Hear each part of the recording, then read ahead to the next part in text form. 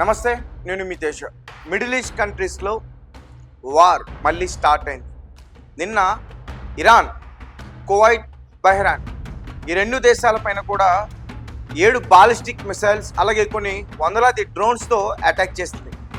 ముఖ్యంగా బెహ్రాన్ పైన అయితే మాత్రం కొన్ని బాలిస్టిక్ మిసైల్స్ అలాగే డ్రోన్స్తో అటాక్ చేస్తుంది. అంటే బెహ్రాన్లో ఏదైతే యుఎస్కి సంబంధించిన నేవీ 5th ఫ్లీట్ దానిపైన అటాక్ చేస్తుంది. సో అలాగే కువైట్లో Ali Al Salem air base, అమెరికాకి సంబంధించిన ఈ ఎయిర్ బేస్ పైన అటాక్ చేస్తుంది. సరే, విజువల్స్ మనం క్లియర్గా చూడొచ్చు. పూర్తి స్థాయిలో తగలబడుతున్నాయి అక్కడ. ఒక పక్క యుఎస్కి సంబంధించిన డిఫెన్సే కాదు, కువైట్ డిఫెన్స్ సిస్టమ్ కూడా పనిచేయాల్సి ఉంటుంది అక్కడ. అంటే అసలు యుద్ధం వారిది కాదు, యుద్ధం కువైట్కి ఇరాన్కి కాదు.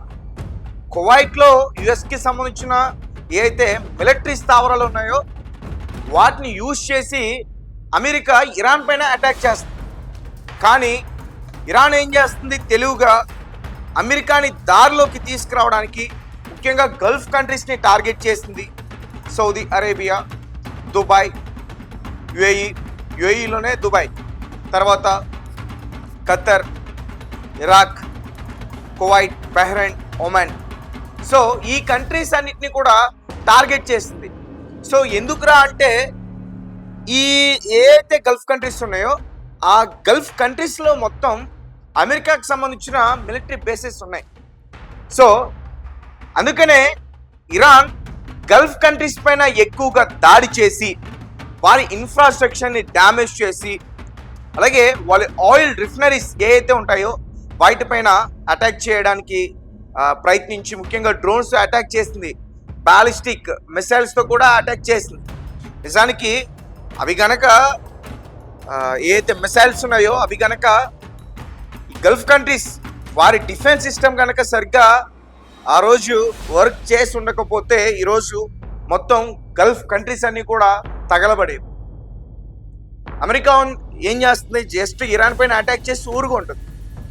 ఇరాన్ ఏం చేస్తుంది, అమెరికాని దారిలోకి తీసుకురావడానికి వీళ్ళపైన అటాక్ చేస్తుంది. మొత్తం మీద కాళ్ళ వీళ్ళ పడి సౌదీ అరేబియా, యుఏఈ, ఇక ఖత్తర్ ఇటువంటి ప్రాంతాలన్నీ కూడా ఈ ఇరాన్ అమెరికా ఏదైతే వార్ జరుగుతుందో వాటి నుంచి పక్కకు వెళ్ళాయి, తప్పుకున్నాయి. ఇటు అమెరికా కాదు, ఇరాన్ కాదు, ఒత్తిడి లేకుండా పక్కకున్నాయి.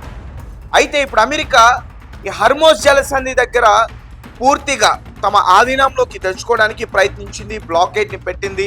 దాని తర్వాత ఎత్తివేసామని చెప్పింది, సీజ్ ఫైర్ అనౌన్స్ చేసి మేము మాట్లాడుతున్నాం, పీస్ టాక్స్ నడుస్తున్నాయి. ఈ రకంగా ట్రంప్ తన ట్రూత్ సోషల్ ఏదైతే అకౌంట్ ఉందో దాని ద్వారా పెడుతున్నాడు.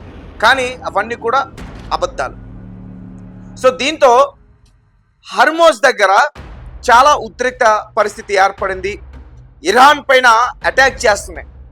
యుఎస్కి సంబంధించిన కొన్ని వార్షిప్స్ అక్కడ ఉన్నాయి. అబ్రహాం లింకన్ కాదు, అబ్రహాం లింకన్ అరేబియన్ సీ దగ్గరికి తీసుకొచ్చేశారు. అక్కడి నుంచి అది అబ్జర్వ్ చేస్తుంది, ఇరాన్ కదలికల్ని అబ్జర్వ్ చేస్తుంది.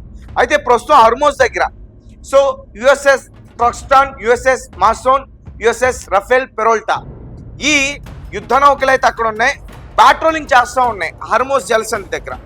అలాగే ఇరాన్ కూడా కొన్ని డ్రోన్స్తో అటాక్ చేస్తుంది, మిసైల్స్తో అటాక్ చేయట్లేదు, కానీ హర్మోజ్ దగ్గర కొన్ని డ్రోన్స్తో అటాక్ చేసే ప్రయత్నం చేస్తుంది, వాటిని అడ్డుకునే ప్రయత్నం చేస్తుంది. అలాగే ఏ అయితే యుఎస్కి సపోర్ట్గా ఉన్న కంట్రీస్ ఉన్నాయో ఆ కంట్రీస్ షిప్స్ ఇరాన్ బారిన పడకుండా, ఎందుకంటే ఇరాన్ భయపడుతుంది, మేము సీ మైన్స్ పెట్టాం, మా పర్మిషన్ లేకుండా మాకు డబ్బులు చెల్లించకుండా మీరు హర్మోజ్ దాటి ఎలా వెళ్తారో, మేము సీ మైన్స్ పెట్టాం, పేల్చేస్తాం, దాడి చేస్తాం కూడా భయపెడుతుంది.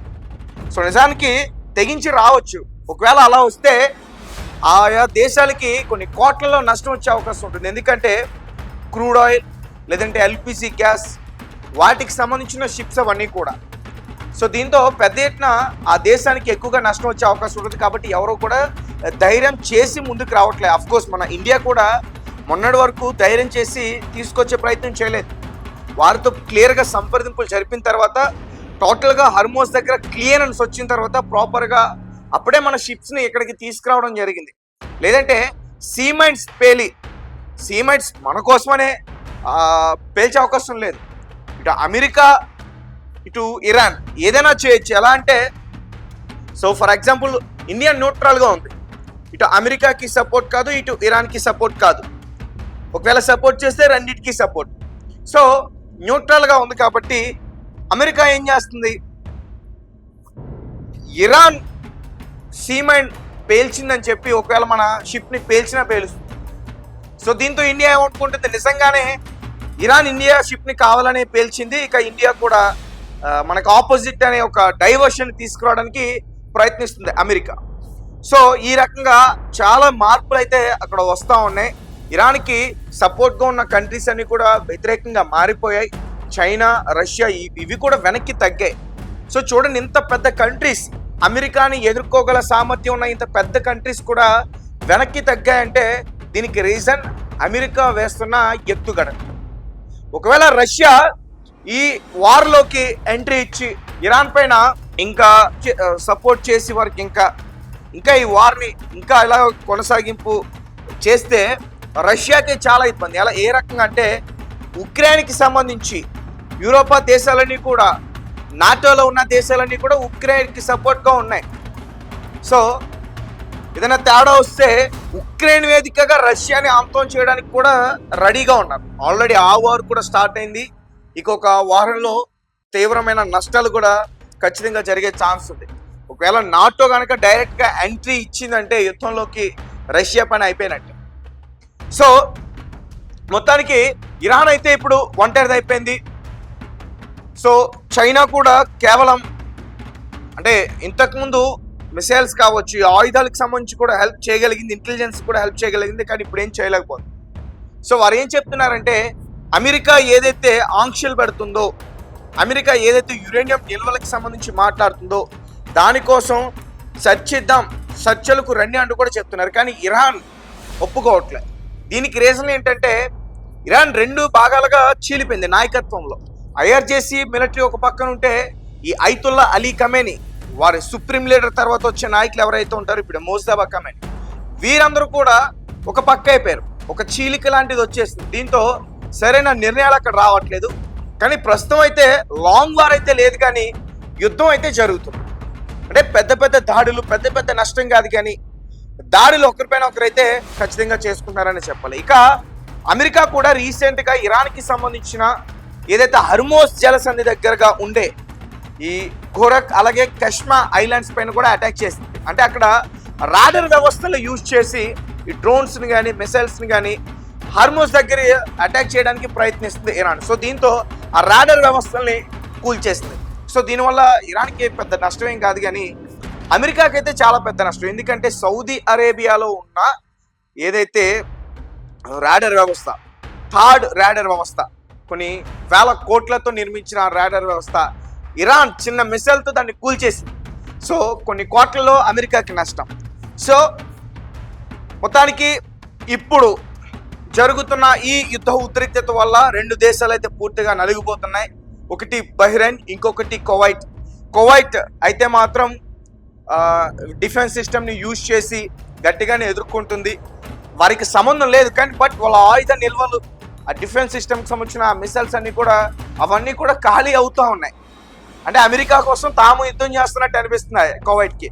సో పీస్ టాక్స్ కావాలని చెప్పి కువైట్ కూడా కోరుతూ ఉంది. బట్ అమెరికా వెనక్కి తగ్గట్లే, ఇరాన్ కూడా వెనక్కి తగ్గట్లే. సో ఈ రెండు దేశాల మధ్య అక్కడ గల్ఫ్ కంట్రీస్తో పాటు ఆ దేశాలపైన ఈ క్రూడ్ ఆయిల్, ఈ చమురు, అలాగే ఆయిల్, ఎల్పిజి గ్యాస్ ఏదైతే ఇతర దేశాలు ఆధారపడి ఉన్నాయో 20%, 20 to 25% హర్మోస్ దగ్గర నుంచి కూడా విదేశాలకు ఎక్కువగా ఎగుమతి అవుతుంది. సో అవన్నీ కూడా ఆగిపోవడం వల్ల, రవాణా సంస్థ పూర్తిగా బంధించిపోవడం వల్ల సో ఆ దేశాలకి చాలా నష్టం వస్తూ ఉంది. సో వారు కూడా గట్టిగానే ప్రయత్నిస్తూ ఉన్నారు పీస్ టాక్స్ వస్తే మళ్ళీ ఆర్థిక వ్యవస్థ పుంజుకుంటుందని చెప్పి, కానీ ఆ రకంగా ఎక్కడ కూడా కనిపించట్లే. సో ప్రస్తుతానికైతే యుద్ధం ఉద్రిక్తత చాలా గట్టిగానే ఉంది. ఈరోజు రేపు ఖచ్చితంగా ఇంకా భయంకరంగా దాడులు చేసే అవకాశం ఉంది. ఒక పక్క ఇరాన్ అమెరికా యుద్ధం ఇటు పక్క జరుగుతూ ఉంటే, ఇంకొక పక్క ఇజ్రాయెల్, లెబనాన్, హమాస్ ఇక గాజా వీటిపైన ఇంకా తీవ్రంగా దాడి చేస్తుంది. రోజుకి 50 నుంచి 100 మంది వరకు కూడా చనిపోతున్నారు. రీసెంట్గా ఇజ్రాయెల్ లెబనాన్ దగ్గర చేసిన అటాక్ వల్ల ఒక 7 నెలల ఒక చిన్న బాబు చనిపోయాడు. సో దాని గురించి కూడా రీసెంట్గా బయటకు వచ్చింది. సో ఏదైనప్పటికీ మిడిల్ ఈస్ట్ కంట్రీస్లో వార్ అయితే మళ్ళీ ఇంకా గట్టిగా జరిగే అవకాశం ఉంటుంది. ఇక మన ఇండియాతో పాటు ఇక వేరే దేశాలు కూడా ఆర్థిక సంక్షోభాన్ని ఎదుర్కోవాల్సిన పరిస్థితి ఇంకా గట్టిగానే ఉంటుంది.